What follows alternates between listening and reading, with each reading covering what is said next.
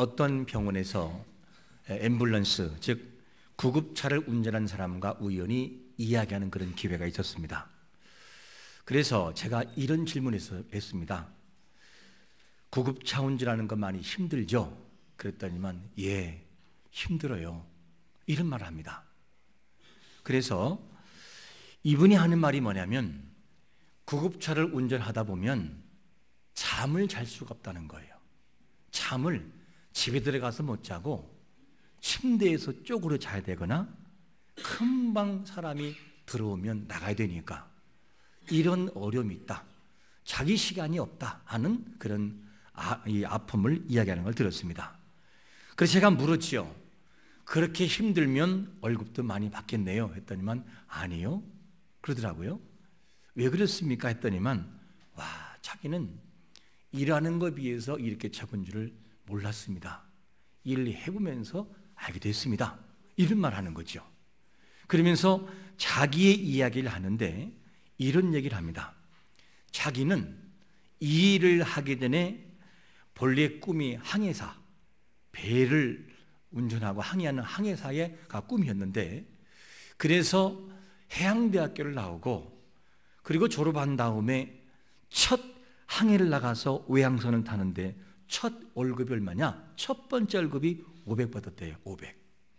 그리고 몇 년 있다가 연봉이 1억 이 정도로 받았는데 몸이 너무 안 좋아서 어쩔 수 없이 명퇴했다. 그리고 난 다음에 누님의 추천을 통해서 이 운전을 하게 되는데 와, 일을 해보니까 이렇게 어렵고 이렇게 적은지는 미처 몰랐다. 그런 말을 하는 걸 들었습니다. 물론 상대적이긴 합니다. 자, 이분은 이 경험이라고 하는 거 평소에는 그분들이 운전하는 분들이 이렇게 어렵거나 이렇게 받는 줄을 몰랐다가 막상 자기가 운전을 해보니까 와, 이게 어렵구나 하는 것을 경험을 통해 아는 거죠. 아마 그분은 그렇게 운전하는 앰뷸런스를 운전하는 사람을 보면 동정심이 갈 거예요. 공감이 가고. 그게 뭐냐? 경험이라는 거죠. 자, 그러면 우리 하나님은 어떤 분이실까? 하나님은 만왕의 왕이셔요. 만왕의 왕이시고 모르는 것이 없으시고 연약함을 다 알고 있고 우리의 질병과 우리의 고통을 다 알고 계셔요. 그런 하나님께서 우리를 향해서 뭐라고 소개하고 있냐면 첫 번째로 이런 소개를 하고 있어요. 연약함을 뭐 하신 분이라고요? 동정하신 분이다. 이렇게 말씀합니다. 15절에 보니까 우리에게 있는 대제사장은 우리 연약함을 동정하지 못하실 리가 아니요 모든 일에 우리와 똑같이 시험을 받으신 이로되 죄는 없으시니라. 우리에게는 예수님은 동정하지 못하실 리가 아니라 강한 이중부정이죠. 가장 이 부정은 뭐냐면 이중부정, 강한 부정은 긍정을 낳잖아요. 그래서 이 말씀 무슨 말씀이냐? 나는 너희들의 모든 연약함과 약함을 너무 잘 알고 있다. 이 얘기를 지금 하고 있는 거죠. 그래서 구성경에는 이 동정이라는 표현을 뭘로 표현하고 있냐면 체휼로 표현해요. 체휼. 이 체휼이라는 단어가 무슨 단어냐면 동일한 감정을 갖다. 동일한 감정. 저 사람의 아픔을 나도 같이 갖는다 그 말이에요. 그리고 공감하다. 공감이라고 하는 것은 삶이 다르고 문화가 다르고 체험이 다르면 공감이 잘 안 돼요. 그런데 공감한다는 거예요. 그리고 뭐냐? 동정하다, 동정심을 갖다. 이런 표현을 쓰고 있습니다.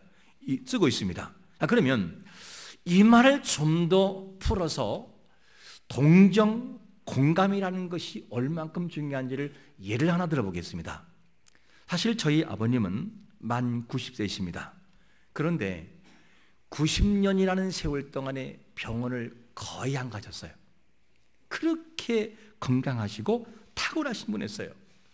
젊은 시절에는 창 하나 가지고 멧돼지 잡는다고 산에 오르신 분이었어요.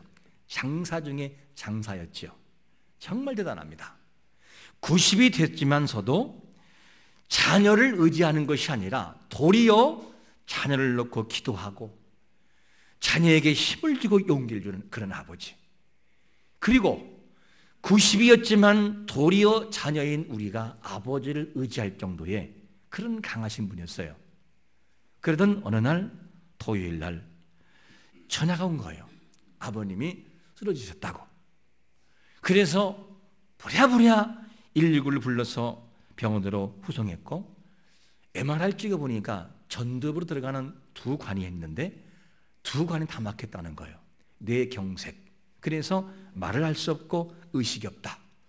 빠른 시간 내에 골든타임에 시간을 놓지 않고 시술로 들어갔습니다. 그리고 시술했지만 말씀을 하지 못하고 의식이 간신히 돌아올 정도, 이런 정도가 됐을 때 중환자실에만 거의 2주 정도 있었어요. 그래서 그 병원에 계실 때 하루에 한 번밖에 못 들어가는 중환자실에 들어가서 아버님 뵙고 나오면은 마음이 참 아팠어요. 그리고 병원서 내려와서 집에 오는데 1층에서 딱 내리는데 웬 아주머니가 50대 초반 정도 되는 아주머니가 한 손은 이렇게 하고 그 다음에 한 손은 벽을 짚으면서 어려운 발을 한 발 한 발 뛰는 것이 제 눈에 목격이 됐어요. 그때 저도 모르는 사이에 발걸음이 멈추고 그 아주머니를 계속 주시했습니다. 누가 시켜서가 아니고 저절로 됐어요, 그냥. 그리고 그 모습을 계속 바라보다가 그와 저와 눈이 마주친 거예요, 이렇게. 그리고 저를 바라보고 빙긋이 웃더라. 그래서 제가 하는 말이 힘내세요. 이 말 한마디였어요. 힘내세요. 왜 그랬을까? 곧 제 아픔이 나의 아픔이었던 거예요. 왜냐? 나의 아버지가 이렇게 아팠으니까. 아직 의식이 별로 들어오지 않았으니까. 시켜서가 아니라 내가 아프니까 사람이 걷는 그 모습이 그렇게 아름다웠던 거예요. 용기를 주고 싶었어요. 힘을 내라고. 보기 좋다고. 이것은 무엇으로 가능하느냐? 힘을 통해 가능한 거죠. 이것을 뭐라고 하냐면 공감, 동정심이라는 거예요. 이 동정심이 절로 생겼어요. 동정심. 이게 사람이 겪는 동정심입니다. 그런데 우리 주님은 어떤 분이라고 소개하냐면, 우리 주님은 우리 연약함을 동정하지 못하실 리가 아니에요. 다른 말로 말하면 그렇게 아프고 힘들고 어려운 사람이 있으면 너무너무 잘한다는 거죠. 왜냐? 자기가 아파봤으니까. 당신이 아파보고 당신이 죽어보고 당신이 외면당해보고 당신이 억압당해보고 당신이 배신당해보니까 그들이 마음을 너무 잘한다는 거예요. 너무. 누가 시켜서가 아니라 경험을 통해 그렇게 아신다는 것이죠. 그분은 경험이 아니어도 온전하게 아시는 분이에요. 그런 그분은 거기에다가 경험까지 하셨어요. 경험까지. 여러분, 이것이 누구냐면 우리를 사랑하시는 예수 그리스도 중보자라는 것이죠. 참 인간은 너무나 죄의 미혹이 돼요. 죄가 들어와서 우리에게 도전해 오면 이길 때도 있지만 넘어질 때도 많아요.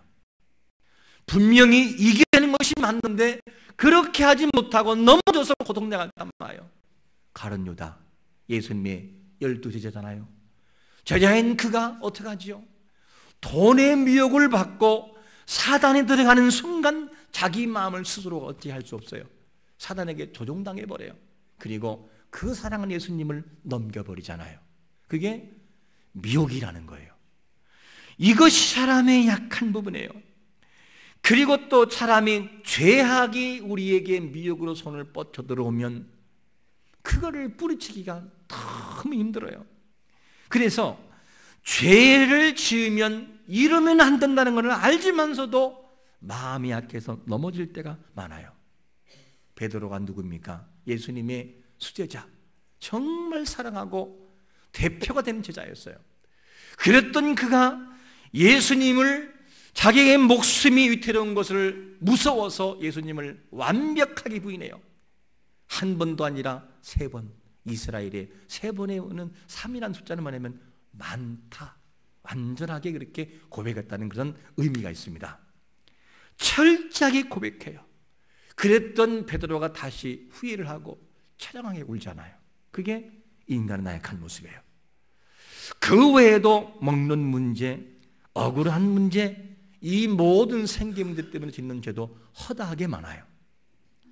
그래서 이 사람의 약함이 얼마나 약하냐면 한 신문 기사에 이런 기사가 실려있더라고요.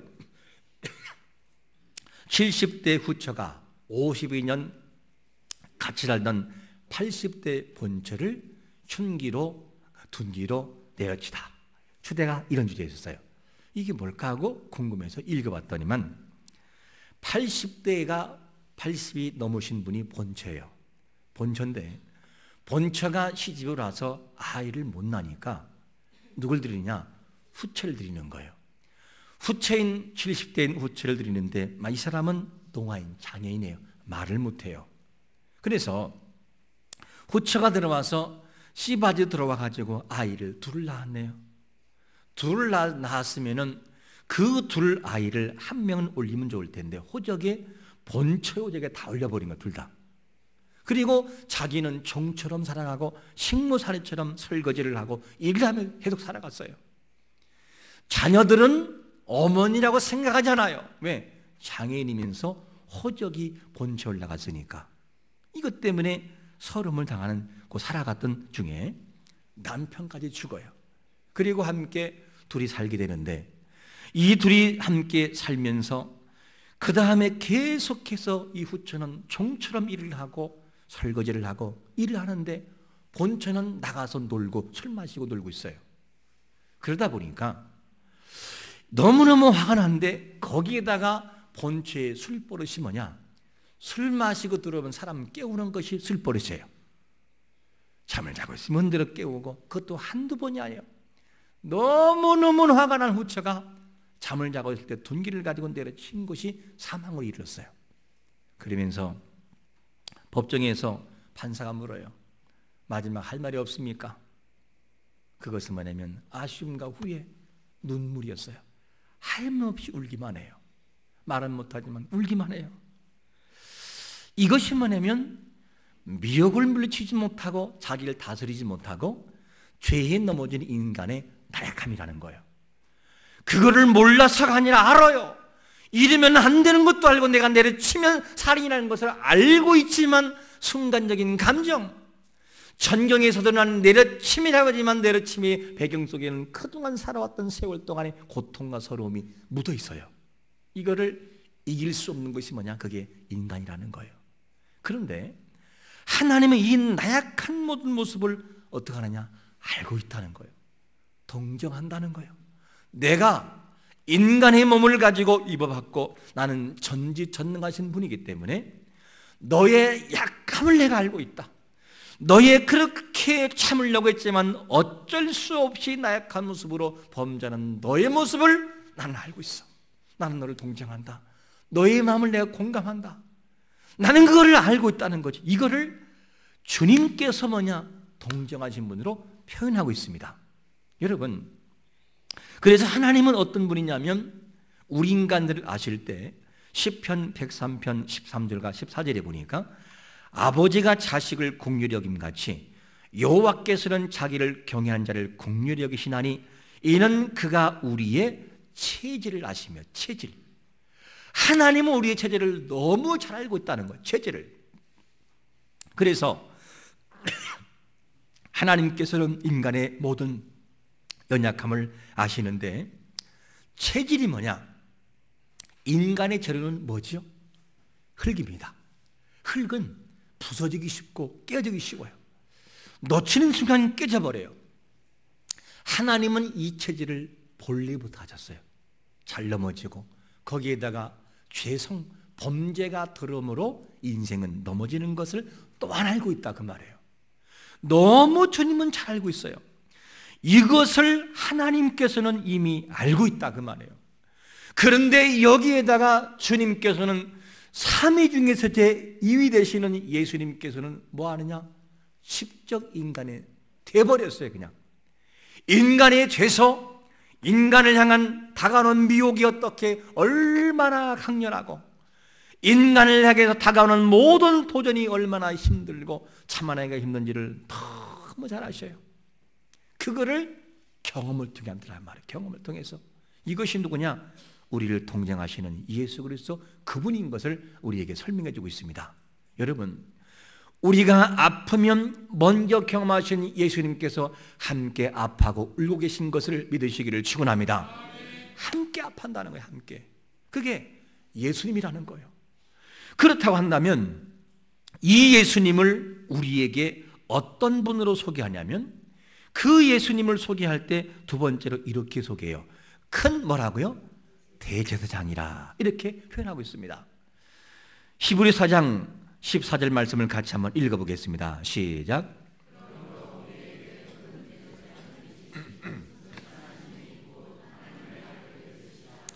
우리가 믿는 도리를 굳게 잡을지어다. 예수님을 큰 대제사장 이렇게 표현하고 있거든요. 대제사장은 대체 뭐를 했을까요? 구약 시대의 대제사장은 주로 어떤 것이냐? 사람과 하나님과의 만남 장소는 성소였어요. 성소, 성막, 회막이라고도 하죠. 왜냐? 하나님이 그렇게 만들어 놓았어요. 만남의 장소를. 그러면 사람이 죄를 지으면 동물을 가지고 가서 성막들에서 잡아요. 그리고 번제로 태워 없애고 그 피를 어떻게 하느냐? 그 피를 성소를 지나 시성소로 들어와요. 그러면 속죄소 위, 속죄소 앞에다가 피를 뿌려요. 그러면 그 죄가 용서받는 거죠. 이게 뭐냐? 구약적인 제사의 의미였습니다. 그런데 신약에 와서 이 아론, 구약의 아론과 신약의 예수님은 어떤 차이가 있느냐? 예수님은 성소에 들어가지 않았어요. 사람이 만든 성소에. 어디 들어가시느냐? 자기 몸을 몸소 찔리고 죽으셔서 피 흘리신 다음에 하늘나라의 지성소에 직접 들어가신 분이 예수님이신 것을 믿으시기를 축원합니다. 그렇게 들어갔어요. 그렇게 들어가시고 보좌에 앉으셔서 누구를 청부하고 있느냐? 연약한 인생들, 죄에 빠지기 쉬운 인생들을 갖다가 어떻게 하느냐? 중보하고 계세요. 하나님 아버지께서 모든 것을 심판하시고 심판하고자 할 때 아버지, 인간은 본래 그래요. 아버지, 제가 경험해 보니 저렇게 미혹당할 때 많이 힘들어요. 한 번만 좀 봐주세요. 그리고 변호하신다 그 말이에요. 이거를 변호하시고 중보하시는 예수 그리스도를 표현하고 있습니다. 큰 대제사장 예수 그리스도, 그분은 하늘 보좌에 앉으신 바로 변호자가 맞습니다. 이렇게 해서 우리의 모든 것을 변호하셔요. 그런데 그 변호가 어느 정도로 정확할까? 변호사들이 많은 자료를 구입하는 것이 수집하는 것이 이유가 뭔지 아십니까? 자료를 많이 수집해서 그 사람을 알고 상대를 알아야 바른 변호할 수 있으니까. 그래서 많은 걸 이렇게 수집합니다. 그러면 예수님께서 우리를 변호하실 때 어느 정도 잘 하실까? 예수님은 하나님 자신이셔요, 그냥. 그래서 경험하지 않아도 인생들의 전반을 하셔요. 인생들의 전반을 하시고 너무 정확하게 하셔요. 거기에다가 인간이 되셔서 아픔을 당해보시고 미혹도 당해보시고 모든 시험을 이겨보시고 죽음까지 당하신 경험이 있으니까 그거는 말할 것도 없어요. 이분이 직접 아버지 앞에 교제하시고 아버지 앞에 변호하신다고 하는 것은 완전 자체예요, 그냥. 그러니까 아론은 성막에서 하나님의 본체를 직접 볼 수 없어요. 빽빽한 구름을 통해서 여호와의 임재하심을 경험하고 이렇게 경험하지만, 그런데 예수 그리스도는 뭐냐? 삼위 되신 본체이신 그분 당신께서 직접 아버지의 본체를 보셔요. 그리고 아버지, 그러면서 아버지와 대화를 나누셔요. 그리고 그 삼위 하나님의 협약을 통해서 인간들의 나약한 부를 철저하게 변호하십니다. 그 죄의 정도는 큰 것으로부터 적은 것까지, 깊은 것으로부터 얕은 것까지 모두 하나님께서는 어떻게 하느냐? 중보하시죠. 그게 바로 누구냐? 예수 그리스도 그분이라는 거죠. 여러분, 이 예수 그리스도가 중보하기 때문에 우리의 모든 변호가 완벽하고 완전한 것을 믿으시기를 축원합니다. 그러니까 구원의 자리로 들어가는 거예요. 우리의 힘이 아니라 그분의 변호하심과 그분의 중보하심이 완전하니까. 그래서 우리는 하나님의 자녀로서의 신분으로서 살아간다는 것이죠. 이것이 보통 감격이 아니에요. 너무너무 감사하고 예수님만 생각하면 내 마음의 심장에 두근거리는 마음을 느껴봐야 돼요. 왜냐? 나의 노력으로 구원받는 것이 아닌 그분의 변호하심과 중보하심과 성령 은혜가 적용되기 때문에 은혜가 적용되는 것입니다. 너무나 감사한 일이죠. 이와 같이 우리를 중보하신 분이 하나님 보좌 우편에 지금도 앉아 계셔서 하나님과 함께하고 있다는 것이죠. 이 보좌를 생각하면서 우리가 지금 여기서 해야 할 것이 뭐냐는 거예요. 그러면 해야 할 것이 뭐냐면 세 번째로 이런 말씀합니다. 은혜의 보좌 앞에 뭐라고요? 나가라는 거예요. 은혜의 보좌 앞에. 히브리서 4장 16절 말씀을 같이 한번 읽어보겠습니다. 시작. 그러므로 우리를 공륜하심을 받고 때를 따라 덮는 은혜를 얻기 위하여 은혜의 보좌 앞에 담대히 나갈 것이니라.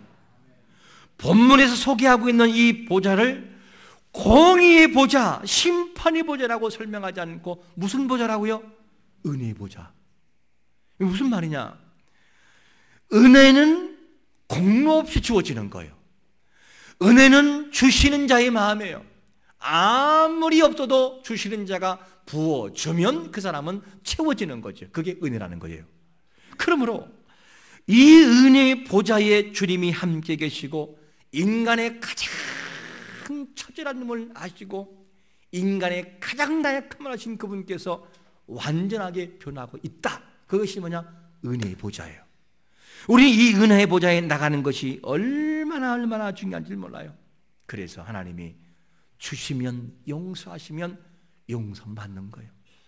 하나님 아버지의 성부 아버지께서 당장이라도 심판하고 불을 내고 싶지만 성자 예수님께서 아버지 참아주세요. 참아주세요. 기회를 주세요. 한 번만 더 참아주세요. 중보하세요. 말리세요. 그래서 또 기회를 주시고 또 기회를 주시고.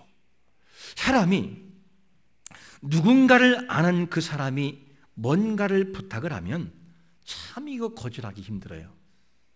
마찬가지로 사람과 사람의 관계도 그런데 중보자가 되시는 삼위, 능력과 권세와 모든 것이 통동하신 삼위 하나님 중에서 제2위 되신 예수님께서 아버지에 부탁하면 어떻게 그를 거절하겠어요? 이 모든 것이 뭐냐? 하늘 보좌에서 지금도 계속해서 우리를 위해서 중보하고 계시다는 사실입니다. 너무너무 감사한 것이죠. 그러면 여러분, 우리가 이곳에 나온 모든 사람들의 이 모든 삶의 모습은 우리의 힘과 능력이 아니라 보좌에서 중보하고 변호하시는 그분의 능력인 것을 믿으시기를 축원합니다. 은혜라는 거예요, 은혜. 자, 그러면 왜 우리가 은혜의 보좌 앞에 나가야만 되느냐는 거죠. 은혜의 보좌 앞에 나가면 유익이 두 가지가 있는데 첫 번째 유익은 뭐냐면 국률하심을 받기 위하여, 국률. 그리고 두 번째는 뭐냐? 때를 따라 돕는 은혜를 얻기 때문이에요. 때를 따라서. 그러면 죄인된 인간에게 판사가 지금 사형 이렇게 내리려고 판결을 딱 내리려는 마음을 갖고 있는데 갑자기 마음속에 너무 국률한 거예요. 너무 불쌍한 거예요, 이 죄인이. 자세히 들어보니 참작이 되고 그럴 만한 이유가 있었어요. 그 내용이 딱 가슴속에 임하는 순간 사형이 아니라 그냥 징역, 이게 바뀌는 거죠. 그러니까 국률이라는 것은 그렇게 중요한 거예요. 하나님 아버지가 우리를 국률이 여기시면 죄인이 의인으로 바뀌는 역사가 있음을 믿으시기를 축원합니다. 국률의 적용이에요. 참 감사한 거죠. 그래서 그 보좌에는 국률이 있다는 거예요. 국률하심을 받고 그 국률이 있다는 거죠. 그리고 또 뭐가 있느냐? 때를 따라 돕는 은혜가 있다는 거죠. 이 때를 따라 유카이론이라는 원문의 뜻은 이런 뜻이에요. 제때에, 적시의, 그리고 뭐가 있느냐? 마침 좋은 때에, 마침 그때에 좋은 기회. 이게 말이 뭐냐? 때를 따라 돕는 은혜라는 그 단어입니다. 이 말씀을 좀 더 풀어 설명드린다면 우리 주님께서 가장 좋은 때에 손을 베풀기 위해서 준비하고 계심으로 두려워하지 말고 은혜의 보좌 앞에 나가면 그분께서 필요한 그때의 은혜를 내려 주신다는 거예요. 은혜 때. 그러므로 하나님 앞에 내가 믿음을 가지고 주님을 바라보고 보좌 계신 주님을 바라보고 담대히 나가면 그 좋은 때에 은혜의 단비가 내리는 것을 믿으시기를 축원합니다. 그 은혜가 있다는 거예요. 그래서 우리는 나가라는 거예요. 두려워하지 말고. 왜? 나를 변호하시는 그분이 지금 보좌에 앉아 계시니까 무서워하지 말고 나가라는 거죠. 이것을 우리에게 소개해주고 있습니다. 그러므로 하나님 앞에 나갈 때 우리가 잊지 말 것은 그 주님이 앉아 계신 그 보좌 우편에 그 은혜의 자리는 연약함을 통정하시는 예수님이 앉아 계시다. 그리고 누구보다 죄에 미혹당하고 인간의 죄질을 잘 아시는, 인간을 너무 잘 아시는 동정하시는 예수님이 그 자리에서 변호하신다. 이걸 잊지 말라는 거예요. 그래서 인간의 연약함을 동정하시는 주님께서 앉아 계시기 때문에 무서워하지 말고 나가라는 거예요. 그분 앞에 나가라. 이런 나약한 모습이 있지만 정말로 우리의 모습은 사단이 우리를 총동질해도 할 말이 없을 만큼의 나약한 존재이지만, 그러나 그분을 자고 나아가면 그분께서 은혜를 베푸신다는 거예요. 그래서 우리가 예수님을 믿고 예수님을 주님으로 모시고 살아가며 하나님의 자녀가 되는 순간부터는 우리의 변호는 누가 책임지냐? 누가 책임져요? 예수님이 책임진다는 거예요. 변호를. 그분이 책임져서 변호하신다는 거죠. 그래서 그 변호가 있으므로 우리의 모든 신분은 이렇게 바뀐다는 거죠. 어떻게? 디도서 3장 5절과 7절, 좀 길지만 같이 읽어보겠습니다. 시작.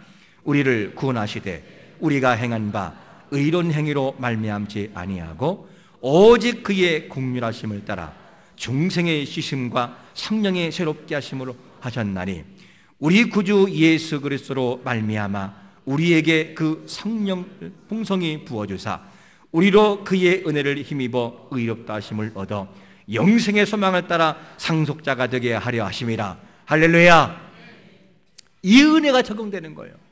그러면 내가 나를 변호하는 것이 아니라 우리의 모든 동정과 체휼하시는 그분께서 하늘 보좌에서 동정하신다는 거죠. 그래서 이 원리가 적용돼서 구원에 임한다는 거예요. 아무리 보아도 은혜가 아닐 수 없어요. 그래서 이 모습을 기억하면서 살아가지만 우리 모습은 때로는 부족해서 죄에 또 넘어져요. 또 물들어 버려요. 그리고 사단이 우리를 총동질할 때 네가 하나님 자녀 맞느냐? 그럴 때 할 말이 없어요. 왜? 우리가 우리 죄를 잘 아니까. 그게 우리의 모습이에요.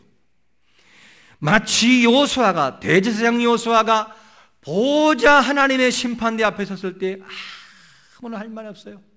그 모습을 바라보니 누더기 옷을 입고 죄악의 옷을 입고 있어요. 이것이 뭐냐? 인간의 죄악입니다. 하지만 우리가 하나님을 나의 아버지로 모시고 예수를 믿는 순간 변호자가 예수 그리스도가 되셔요. 그래서 우리는 신분이 바뀌어지고 그때부터 주님께서 우리를 책임지는데 100% 책임지세요. 그 책임지심은 어떻게 바뀌느냐? 이렇게 우리에게 은혜가 다가와요. 로마서 8장 33절 34절 다시 한번 읽어봅니다. 시작. 누가 능히 하나님께서 택하신 자를 고발하리요? 의롭다 하신 이는 하나님의 신이 누가 정죄하리요? 죽으실 뿐 아니라 다시 살아나신 이는 그리스도 예수시니 그는 하나님 우편에 우리를 위하여 간과하시는 자신이라. 할렐루야. 아니 주님이 변호하신다는데 누가 뭐라 할 거요? 난 할 말이 없어요. 대제사장 여호수아에게 책망할 때 조용히 하라고 하잖아요. 그리고 새 옷을 입혀주어라. 여호수아에게 새 옷을 입혀주어라. 깨끗한 모습으로 그를 죄인으로 취급하지 않아요. 그게 뭐냐? 변호자 예수 그리스도가 우리를 향한 깊은 사랑과 깊은 은혜라는 사실입니다. 이것 때문에는 하염없이 감사해야만 것이 맞습니다. 여러분, 우리 예수님이 우리를 변호하시는 변호자가 되심을 믿으시기를 축원합니다. 그분이 변호하셔요.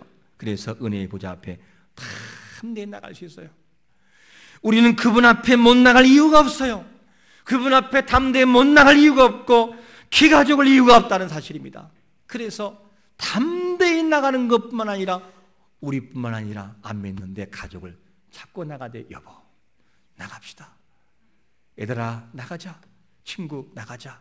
이웃에 나가자 하고 손을 잡고 이 보좌를 설명해야 돼요. 우리는 죄인이지만 예수 그리스도 그분께서는 당신을 위해 죽으셨고 당신을 위해 구원의 길로 가셨습니다. 이 길로 가면 우리에게는 구원이 있습니다. 그 소식을 전하는 것이 중요합니다.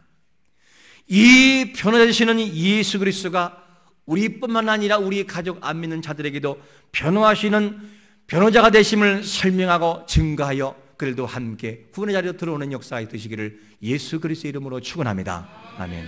기도하겠습니다.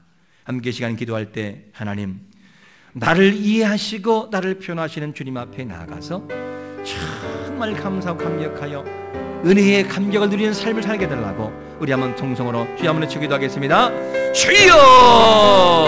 아버지 하나님 감사합니다. 우리를 사랑하신 아버지 하나님, 우리를 잘 아시고 이해하시는 아버지 앞에 믿음을 가지고 나가기를 하나님 앞에 감사하며 감격하며 믿음의 그 소식을 전하며 나가도록 은혜를 베풀어 주옵소서. 아버지 우리를 부족합니다. 아버지 우리는 죄였노여 너희 앞에 약합니다. 많이 넘어지고 쓰러집니다. 하나님 그럴 때마다 주님 우리를 변호하신 이름을 기억하게 하고 나를 변호하시고 나를 도우신 하나님 앞에 감사와 감격의 모습을 가지고 나가도록 은혜를 베풀어 주옵소서. 주여 실망치 않게 원하고 우리를 도우신 주님 앞에 더욱더 많은 감사와 감격이 한상 넘치는 삶을 살아가도록 은혜와 능력을 덧입히시고 인도하여 주옵소서. 주님을 사랑합니다. 주님을 찬양합니다. 영광 받으신 주님 앞에 더 많이 감사하며 감격하여 항상 주의 은혜를 누리며 살아가는 은혜의 보좌 앞에 나가는 삶을 살아가도록 주님 은혜를 베풀어 주옵소서.